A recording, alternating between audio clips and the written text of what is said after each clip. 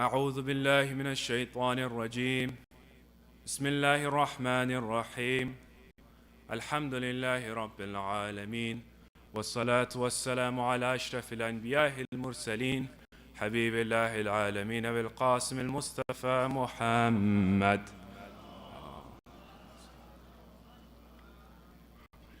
وعلى أهل بيته الطيبين الطاهرين المعصومين المنتجبين لا سيما بقية الله في الأراضين. الحمد لله الذي هدانا لهذا وما كنا لنهتدي لولا هدانا الله. الحمد لله الذي جعلنا من المتمسكين بولاية سيدنا أمير المؤمنين علي بن أبي طالب. أما بعد، قال الله تبارك وتعالى في كتابه الكريم: الذين يتبعون رسول النبي الأمي الذي يجدونه مكتوبا عندهم في التوراة والإنجيل يأمرهم بالمعروف وينهاهم عن المنكر ويحل لهم الطيبات ويحرم عليهم الخبائث ويدع عنهم إصرهم والأغلال التي كانت عليهم فالذين آمنوا به وعزروه ونصروه واتبعوا النور الذي أنزل معه أولئك هم المفلحون. صدق الله العلي العظيم. إجوان صلوات.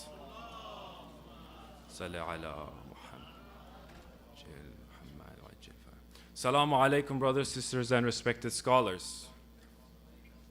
I begin by giving my condolences to all of you and to the Imam of our time for the demise, the anniversary of the demise of the Holy Prophet and the Shahada Imam Hassan alayhi salam. And also on the eve of the Shahadat of Imam Rida alayhi salam, I also give my condolence to all of you and the Imam of our time. When we look at the stories of the Holy Prophet sallallahu alayhi wa alihi, and we look into his life, unfortunately in today's day and age, there's been a corruption of that. Here living in Canada today, sometimes we hear a different narrative about our Holy Prophet from that which we learn. For unfortunately, we're at a time where Islam is seen in different ways. It's very polarizing to the public today. For the Westerners that live here, they see very different versions of Islam. And they see very different versions of the life of the Holy Prophet sallallahu alaihi wasallam. And it's very important that we understand his message for us to truly be able to share that and to share those who don't truly understand the Holy Prophet in the way that they can truly comprehend his life. They can truly comprehend his character, to understand that this Holy Prophet that came and he was sent to insan, he was sent to mankind. He was not sent for any other reason but to give good news, Bashir wa Nadir, and to give glad tidings and to warn people of the hereafter. And tonight, on the anniversary of the demise of the Holy Prophet, I want to look into this discussion a bit further, for us to truly comprehend and for us to be able to share that character of the Holy Prophet in a way to others, for them to view Islam in a better manner. For is it not the Holy Prophet who in the Quran, Allah subhanahu wa ta'ala says, وَإِنَّكَ لَعَلَى خُلُقٍ عَظِيمٍ. Allah subhanahu wa ta'ala says, O Prophet, truly you are an outstanding character. Truly you are the best of characters of your time. We see in Surah Al-Duha, وَوَجَدَكَ ضَالًا فَهَدَى. Allah subhanahu wa ta'ala found you within those, in the dirt, within those who were of the Jahiliyyah, those who were the unbelievers. He saw you, a diamond within this dirt, within this dust. For and truly you are an outstanding character. And tonight I want to look into that story, into the life of the Holy Prophet, and understand what a gentle and what a kind man he was during his time. And what Allah subhanahu wa ta'ala says in regards to him in the Quran. We know that there's a lot that the Quran describes in regards to our Holy Prophet. But tonight I'm going to look at two important verses and inshallah understand the Prophet's character through these verses. So that when people see that Islam in a certain manner, or we see those who use Islam to justify their barbaric actions, for them to understand that this is not the Islam of the Holy Prophet. Rather, this is a different version, an incorrect version of Islam. And we begin, of course, with the verse that I recited at the beginning. الَّذِينَ يَتَّبِعُونَ الرَّسُولَ النَّبِيَّ الْأُمِّيِّ. Those who follow the Prophet, the unlettered Prophet. So why do we say Ummi, first of all? Many people, they assume that Ummi means that the Holy Prophet was never able to write. And in the Quran, Allah subhanahu wa ta'ala says, وَمَا كُنْتَ تَتْلُو مِنْ قَبْلِهِ مِنْ كِتَابٍ وَلَا تَخُطُّهُ بِيَمِينِكَ إِذَا لَا رَتَبَ الْمُبْتِلُونَ. Allah subhanahu wa ta'ala says, you, O Prophet, could not read any writing before this revelation, nor could you write at all. Otherwise, the people of falsehood would have been suspicious. Many people during that time of Jahiliyyah, they said the Holy Prophet, he made this up. But Allah says that no, you are ummi. You were someone who did not have any formal teaching. You were not someone who was learnt within a madrasa or within a school. But rather, Allah subhanahu wa ta'ala gave you that ability to use it. But there was, of course, a wisdom behind not writing and for him to reveal it. And Allah subhanahu wa ta'ala says that the people of falsehood would have been suspicious of you. So we continue what Allah subhanahu wa ta'ala says, الَّذِي يَجِدُونَهُ مَكْتُوبًا عِنْدَهُمْ فِي التَّوْرَاةِ وَالْإِنْجِيلِ. That which prophets, which the Injil and the Tawrat had revealed about you. We see that both in the Tawrat and the Injil, there are ishara, there are ways that they're trying to point you towards the Holy Prophet. And previously we had this discussion about this, that a word that's very famously used in the Injil is parakletos in regards to the Holy Prophet, that there's someone who will be coming after you. And this is the Holy Prophet. Now let's pay attention to this very important point. يَأْمُرُهُمْ بِالْمَعْرُوفِ وَيَنْهَاهُمْ عَنِ الْمُنْكَرِ. He says to the Holy Prophet, who enjoins upon them the good and forbids for them the evil. And this is what the Holy Prophet, in essence, he was sent down to do. Imam Ali alayhi salam, he says in his Nahj al-Balagh, in the famous sermon, in Sermon 26, he says, verily Allah had sent the Holy Prophet as a warner for the people.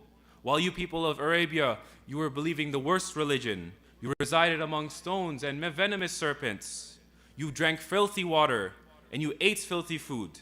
You shed blood of each other and you cared not for your relationships. The idols were fixed among you and the sins they were clinging onto you. This was the landscape of Arabia at that time. We have to understand the Jahiliyyah that existed during that time. And the Holy Prophet, he says that I didn't come here to change your fundamentals. I didn't come here to change completely what you believe. Rather, the Prophet said, if you're doing good, you're doing ma'aruf, continue doing good. And if you're doing munkar, he does nahi of it. Many of us, we understand when we try to teach others who, for example, aren't all the way up here in their iman, within their faith.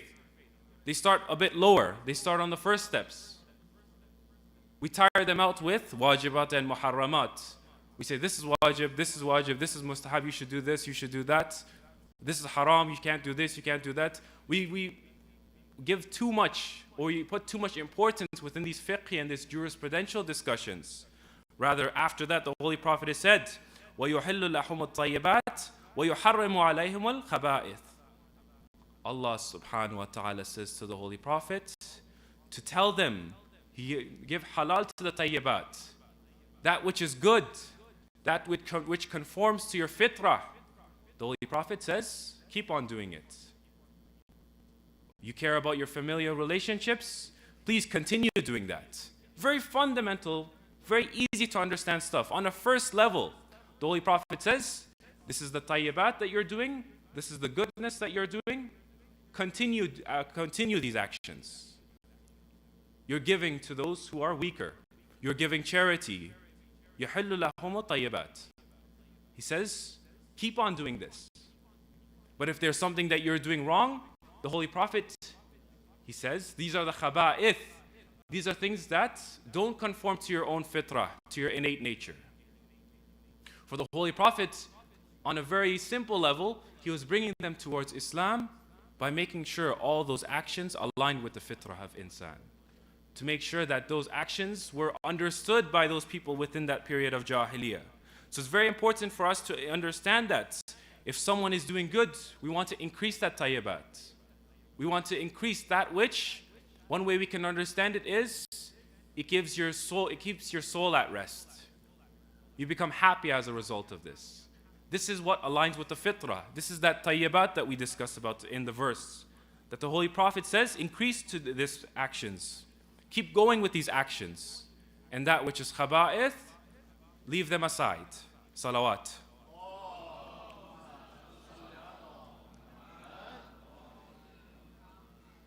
So these are the tayyibat and the khaba'ith of the Holy Prophet.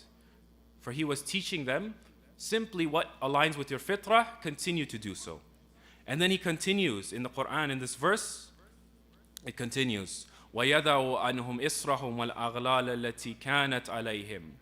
And the Holy Prophet, he relieved them from those burdens that they had and those shackles that existed upon them. These aghlals, this israhum, these shackles that existed within those people in Jahiliyyah. And here there's an important discussion to be had. This is a very larger discussion which we can go into, but tonight we'll go through a very brief understanding of it. Some people, they view Islam in the way, what the Holy Prophet sent down, in a way that it shackles us down. It restricts us. But we can see that it's the opposite in this verse. Allah subhanahu wa ta'ala says, we've sent the Holy Prophet to relieve them of these shackles, to relieve them of these burdens, not to give them more burdens. What were these shackles? These were the shackles of Jahiliyyah. These were the shackles and the burdens of ignorance. These restrictions that Allah subhanahu wa ta'ala gives to insan, it's not meant to restrict us in any way. It's meant for us to flourish. Insan, we're here to find that kamala within ourselves. We're here to find that perfection within ourselves. And how can we do so without Allah subhanahu wa ta'ala paving that path for us? For you don't say someone who has laws within a country, these laws are restricting them from their freedoms. When you're driving on the road, you don't think that red light is restricting your freedom, do you? Rather, Allah says, this is the path, this is the destination, and I have made that path very simple for you. Very simple. I have made these laws, these rules, and if you follow this, you find your perfection. Do we feel that those people who were in that period of Jahiliyyah, those people, when they treated their slaves in a certain manner, when they were beating their slaves, was this freedom? Did they have freedom during that time? When these people were killing their daughters because they wanted to have sons instead, was this the freedom of those people, of the Arabs? Allah subhanahu wa ta'ala says, no. This is that Jahiliyyah. These are those shackles that you're putting onto yourself. And the Holy Prophet, he has come to go ahead and free you from these burdens. What was the reason that the Quraysh themselves, they were against the Holy Prophet when he first revealed his message? During the time of the Quraysh, in the city of Mecca, we would see they were using the Kaaba, they were using the house of Allah as a business, as a tijara. They were telling people, if you don't buy from our clothes, this ihram, then you're not even allowed to do Hajj. There were people who could not pay to have these ihrams to buy from the Quraysh that were told to do the tawaf of the Kaaba naked, for them not to have even clothes on. Is this freedom to us? Freedom to do whatever we wish? To trample on those rights of other people? We say no. Allah subhanahu wa ta'ala has given us the perfect religion that conforms to our own fitrah for us to find that perfection. Salawat.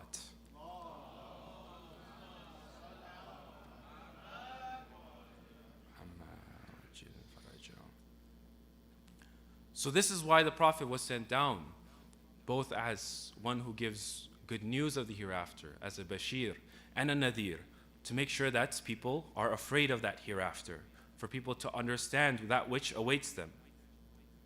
And it's because of this we need to make sure we understand. We have to ask ourselves, how do we view Islam? Do I view this Islam as one that is a very harsh religion? One that is restricting me from my own personal freedoms? Or do we find Islam as that which allows me to find that perfection, which allows me to become free from these shackles that which hold me down? We need to make sure that our view of Islam is correct before we share this view to others. And now we move on to our next point. And the next point is the character of the Holy Prophet in regards to this. Allah subhanahu wa ta'ala, He says in the verse, فَبِمَا رَحْمَةٍ مِّنَ اللَّهِ لِنْتَ لَهُمْ وَلَوْ كُنْتَ فَضًّا غَلِيظَ الْقَلْبِ لَا نَفَضُّوا مِنْ حَوْلِكَ. It is out of Allah's mercy that you, O Prophet, had been lenient towards them. Had you been cruel or had you been hard-hearted, they would have certainly abandoned you. We make sure that we follow the person who is the best of people.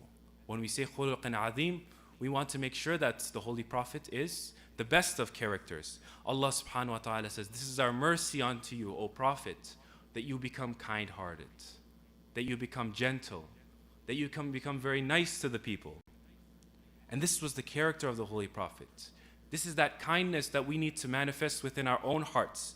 This is that kindness that Rasulullah sallallahu alaihi wasallam used to show to the people.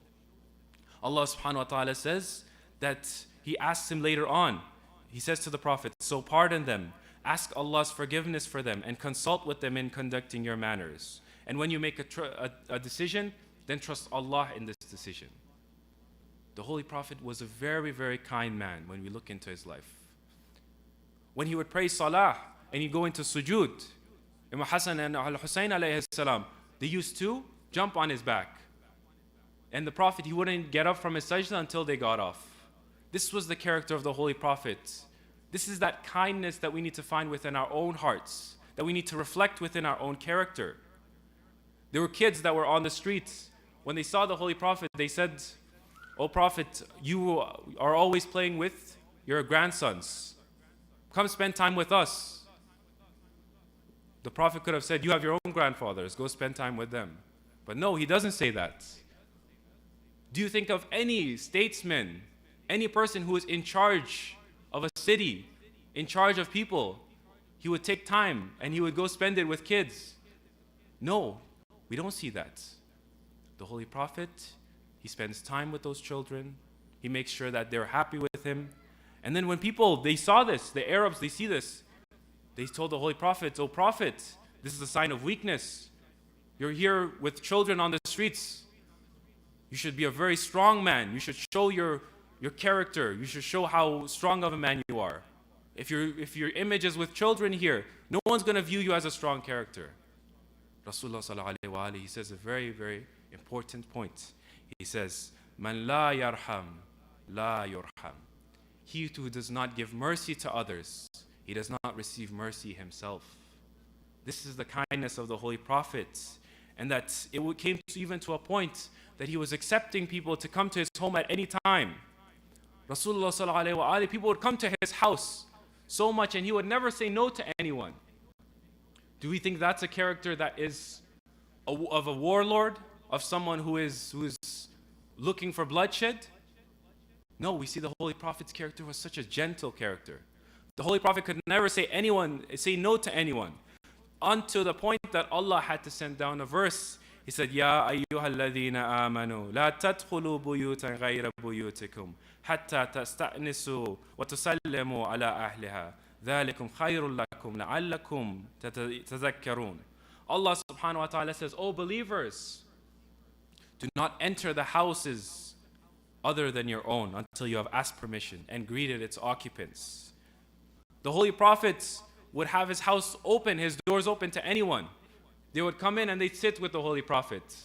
And when they said, I wasn't sitting there and asking one mas'ala or two mas'ala and then leaving. They sat and they waited for dinner.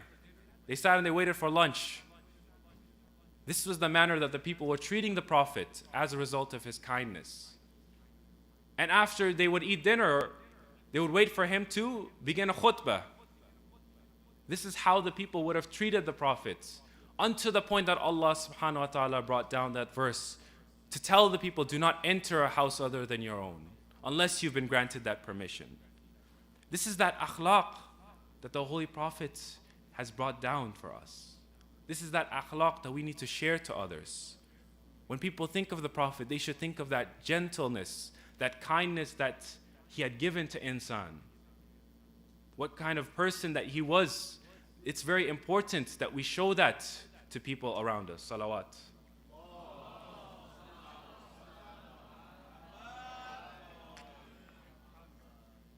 So look introspectively. Look within yourselves. Look at your own akhlaq. Is it a welcoming akhlaq? Is it that which aligns with my beliefs? And if not, we need to make sure that we use these chances with these majalis, that we come to, for us to change our character, for us to grow, and only then can we reach that perfection. And tonight, of course, is the passing of the Holy Prophet. It would be remiss of me to not discuss this and discuss the Prophet's passing, because the passing of the Holy Prophet was very difficult for the family of the Holy Prophet. And it was very difficult, of course, especially to Sayyidah Fatima, salamullah alayha. For this was the end of the Holy Prophet's wahi. This was the end of insan's connection and wahi to Allah subhanahu wa ta'ala, this passing of the Prophet. And during that time, the Prophet was very sick. And when he was sick, he asked Sayyidah Fatima salamullah alayha to come closer to her, because he was going to tell something to her, her ear. So Sayyidah Fatima salamullah alayha, she comes close to the Prophet, and the Prophet whispers in her ear. The Holy Prophet whispers something, and then she cries. After she's crying, the Holy Prophet then whispers something else into her ear. After the second whisper, Sayyidah Fatima salamullah alayha, she's very happy, she's gleaming with joy. And then they asked her later on, what was it that the Holy Prophet said to his daughter? Sayyidah Fatima salamullah alayha said that, my dear daughter, I'm going to pass very soon. And that made her cry. But then the Holy Prophet, then he said, you are the first that will join me in the hereafter. And then she began to be very happy. And so much calamities fell upon the family of the Holy Prophet. So much calamities fell on Muhammad and Ali Muhammad.